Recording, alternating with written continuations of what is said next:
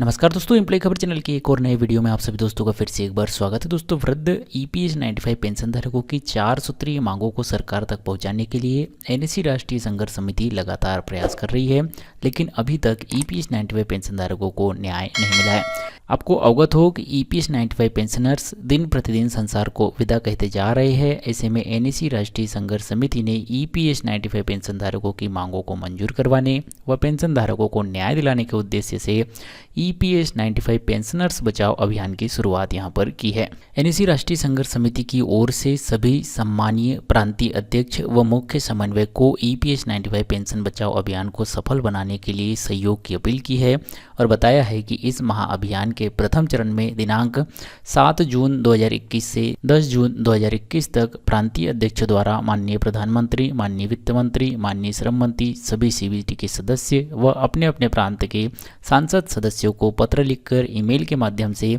EPS 95 pension धारकों की 4 सूत्रीय मांगे, उनकी वर्तमान स्थिति को अवगत कराते हुए पत्र भेजने का कार्यक्रम यहां पर किया जाएगा। आपको अवगत हो कि एनएससी राष्ट्रीय संघर्ष समिति के द्वारा मुख्यालय बुल्ढाना महाराष्ट्र में ईपीएस 95 पेंशन धारकों की मांगों को मंजूर करवाने हेतु क्रमिक अनशन आंदोलन जो कि पिछले 897 दिनों से यहां पर चल रहा है। ईपीएस 95 पेंशनर्स बचाओ अभियान के तहत सौंपे जाने वाले प्रपत्रों में समिति ने दिनांक 20/5/2021 को सभी ईपीएफओ कार्यालय पर किए गए विरोध प्रदर्शन और 1/6/2021 को किए गए देशव्यापी उपवास आंदोलन के बारे में भी माननीय प्रधानमंत्री, वित्त मंत्री व श्रम मंत्री व सीबीटी सदस्यों को यहां पर अवगत करवाया है। ईपीएस 95 पेंशन बचाओ अभियान आखिर क्या है? तो ईपीएफओ कर्मचारी भविष्य निधि संगठन के अंतर्गत आने वाले एम्प्लॉय पेंशन स्कीम के अंतर्गत जो भी ईपीएस 95 पेंशन है उनको अभी निश्चित गणना के आधार पर पेंशन प्राप्त होती है। 2014 में ईपीएस 95 पेंशन धारकों की न्यूनतम पेंशन 1000 रुपये करने की घोषणा हालांकि सरकार के द्वारा की गई है। देश के तकरीबन 65 लाख ईपीएस 95 पेंशनर्स है, जिनमें से अधिकतर पेंशन धारकों को 300 रुपये से लेकर 3000 रुपये तक की पेंशन प्राप्त हो रही है, जबकि ये पेंशन धारक अपनी वेतन से प्रति महीने 417, 541 व 1250 रुपये यहाँ पर जो है जमा कराते हैं और अपने सर्विस काल 30 से 35 वर्ष तक ईपीएफओ के अकाउंट में जमा कराते हैं। इसके बावजूद इन्हें यहाँ पर कम पेंशन मिलती है। इतने कम पेंशन में पेंशन धारकों का गुजारा करना मुश्किल हो रहा है।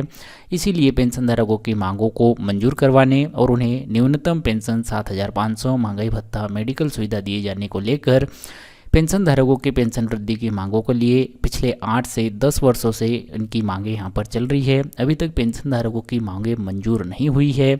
वहीं अधिकतर पेंशन धारक अपनी अधिक उम्र व बीमारी के चलते दुनिया को अलविदा कहते जा रहे हैं। इसी बात को ध्यान में रखते हुए पेंशन धारकों की मांगों को मंजूर करवाने एनएससी राष्ट्रीय संघर्ष समिति ने ईपीएस 95 पेंशनर्स बचाओ अभियान चलाने का फैसला किया है। इसके अंतर्गत सभी प्रांतीय अध्यक्षों द्वारा माननीय प्रधानमंत्री, माननीय वित्त मंत्री, माननीय श्रम मंत्री व माननीय सभी सीबीटी सदस्य व अपने अपने प्रांत के सांसद सदस्यों को पत्र व ईमेल के माध्यम से ईपीएस 95 पेंशन धारकों की 4 सूत्रीय मांगे वर्तमान स्थितियों से अवगत करवाया जाएगा। ईपीएस 95 पेंशन धारकों के द्वारा जो प्रधानमंत्री जी, वित्त मंत्री जी व माननीय श्रम मंत्री जी, सीबीटी सदस्यों को जो प्रपत्र लिखा जाएगा उस प्रपत्र का प्रारूप भी यहाँ पर जो है दिया गया है, जो कि हिंदी और इंग्लिश दोनों लैंग्वेज में यहाँ पर जो है दिया गया है।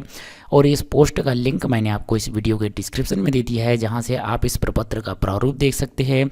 साथ ही यहां पर 1/6/2021 को जो उपवास कार्यक्रम किया था उसका प्रधानमंत्री जी, श्रम मंत्री जी और वित्त मंत्री जी को जो प्रपत्र भेजे गए थे और 20/5/2021 को जो विरोध प्रदर्शन ईपीएफओ कार्यालय पर किया गया था उसका जो प्रपत्र भेजा गया था उसकी कॉपी भी आपको देखने को मिल जाएगी। तो दोस्तों, इस पोस्ट का लिंक आपको इस वीडियो के डिस्क्रिप्शन में मिल जाएगा, जहाँ से आप जो है इसके बारे में अधिक जानकारी प्राप्त कर पाएंगे और हिंदी और इंग्लिश दोनों लैंग्वेज में यहाँ से जो है इसे आसानी से समझ पाएंगे।